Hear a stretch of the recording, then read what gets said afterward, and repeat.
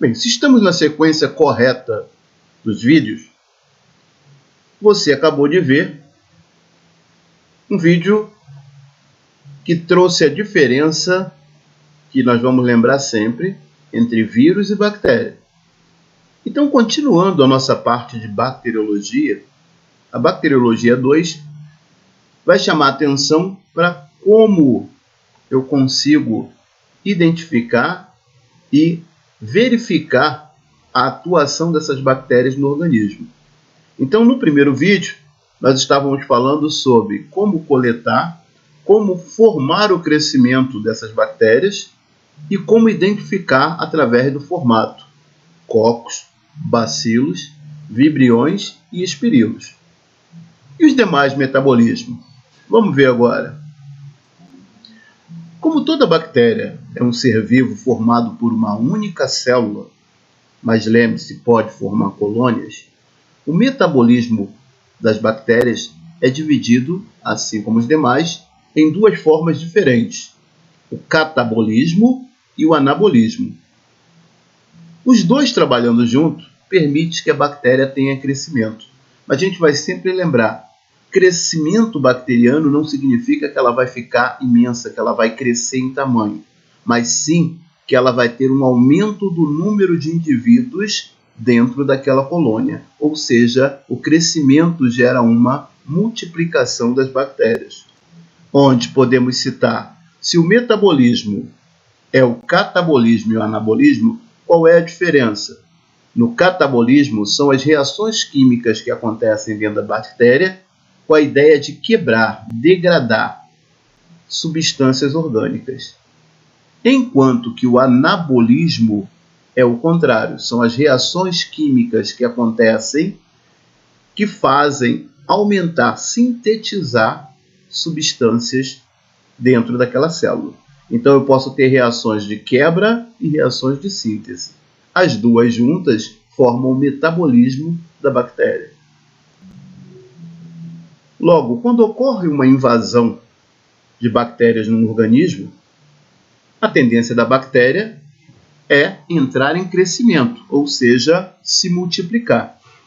Só que isso obedece regras. Reparem no exemplo dessa placa.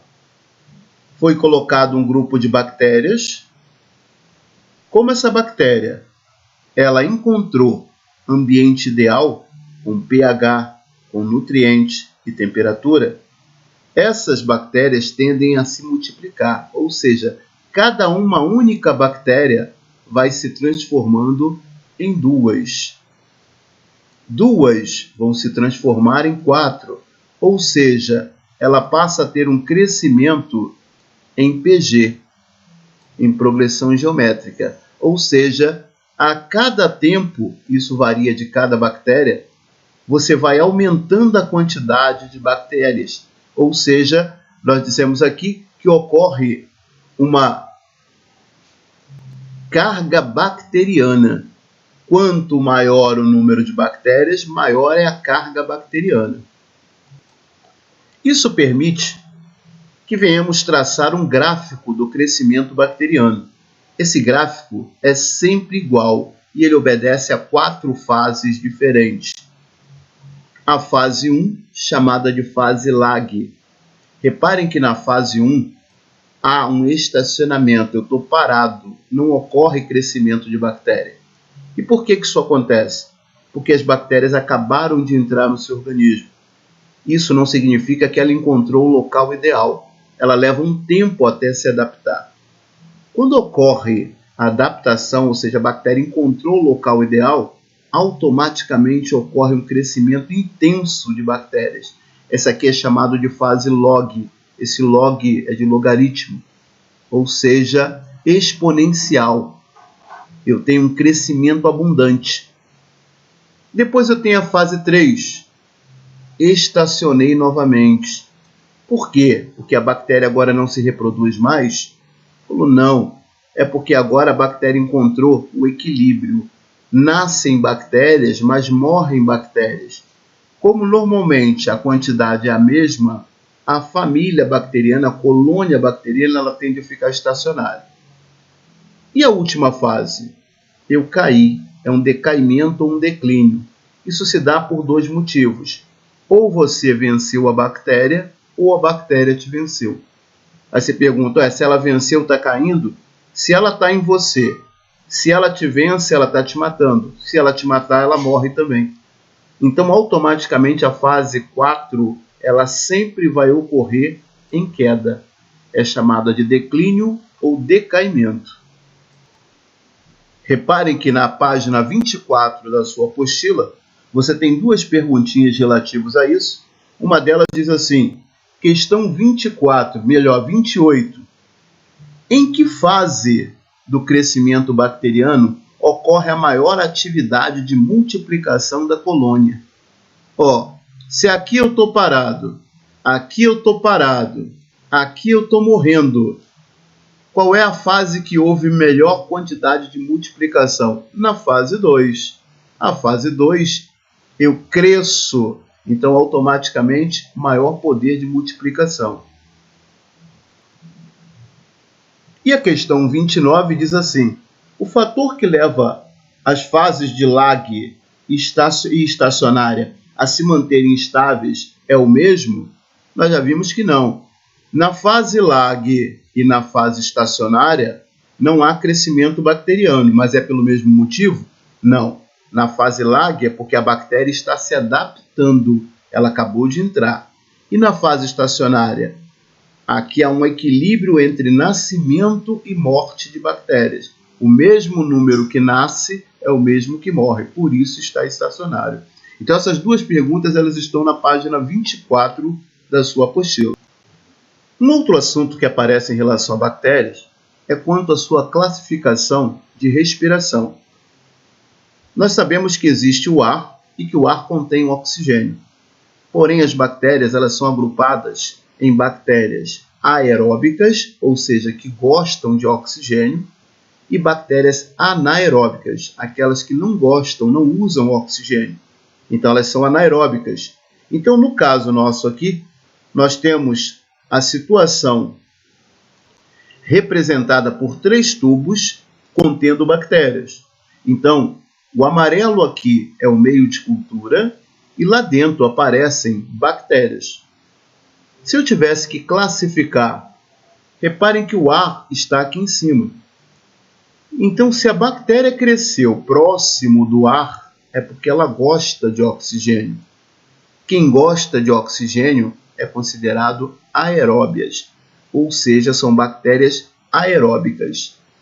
Reparem que aqui há ar, mas olha onde as bactérias cresceram, o mais distante possível do ar. Quando elas correm do ar, fogem do ar, significam presença de bactérias anaeróbias. É o que acontece, um exemplo, no tétano. O tétano ele atinge você quando ocorre uma perfuração do seu tecido. Você se furou, se cortou, ou seja, você levou a bactéria o mais longe possível do ar. E no meio, nós temos um grupo de bactérias anaeróbicas, o que se cresce longe é anaeróbico, porém é considerada facultativa. Ou seja, reparem que cresceu bactéria aqui também. Ou seja, é a famosa bactéria tanto faz. Ela não gosta de ar, mas se tiver também não inibe. Então nós temos aquelas que são obrigatórias, fazem isso porque são obrigatórias, e nós temos as facultativas. Bactérias anaeróbicas facultativas. A página 25 da sua apostila vai falar claramente sobre um assunto representado por um indivíduo chamado Alexander Fleming. Esse pesquisador microbiologista muda a história da bacteriologia quando ele consegue descobrir, até de forma acidental, que certos fungos eram capazes de inibir o crescimento das bactérias. Em suas pesquisas, ele descobriu que esse fungo se tratava de uma espécie chamada Penicillium. E como combatiam bactérias, passaram a ser chamados de antibióticos. Então, a primeira classificação antibiótica que se tem, ou seja, o primeiro antibiótico, é a penicilina, o antibiótico feito a partir de fungos, descoberto por Alexander Fleming. Os antibióticos passaram então a se multiplicar. Hoje nós temos um número imenso de medicações denominadas de antibióticos. Vamos estudar algumas, lembrando que o que faz dela ser antibiótico, independente do nome, é a capacidade, é uma medicação com capacidade de inibir o crescimento de bactérias no organismo. Quando passamos a estudar esse assunto, é comum se tocar no termo resistência bacteriana. E o que vem a ser isso? Resistência, ou seja, não permitir a ação. Bactéria é comum que se ocorra no meio de um grupo de bactérias que algumas já apareçam com capacidade de resistir à ação da medicação. Isso acontece por seleção natural. Em qualquer meio, você já tem aquele indivíduo que foi naturalmente especializado em combater. Então, repare aqui, uma pessoa que está sob a ação de uma infecção passou a usar um antibiótico. A função desse antibiótico é inibir a bactéria. Porém, como em todo grupo de bactérias, naturalmente você já tem uma resistente, se você levar muito tempo fazendo uso desse antibiótico, você pode permitir que essa bactéria que já é resistente tenha uma multiplicação. E se ela se multiplicar muito, vai agravar a sua infecção. Porque lembre-se, mesmo que você use o antibiótico, ela é resistente a esse antibiótico. É o desenho aqui do lado. Reparem que você foi infectado por diversas bactérias amarelas, causadoras de uma doença. Mas no meio dessas bactérias, você tem duas vermelhinhas aqui, que seriam bactérias resistentes. Se você tomar uma medicação forte e eliminar esse número grande de amarelas, automaticamente, até por força maior, você acaba eliminando as vermelhas juntas.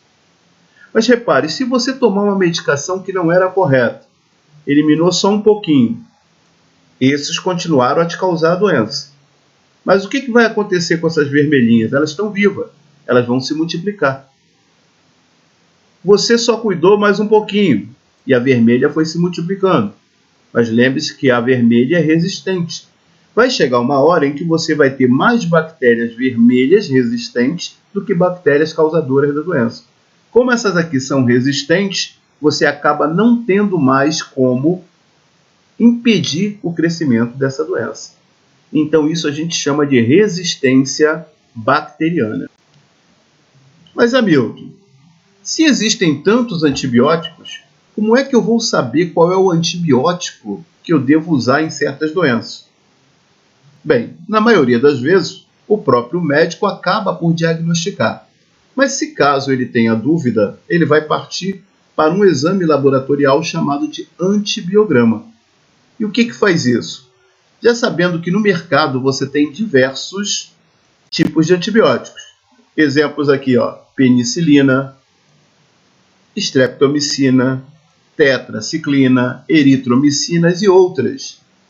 Então, nesse número grande de antibióticos, o médico precisa escolher qual aquele que vai agir contra a bactéria. É aí que ele pede o antibiograma.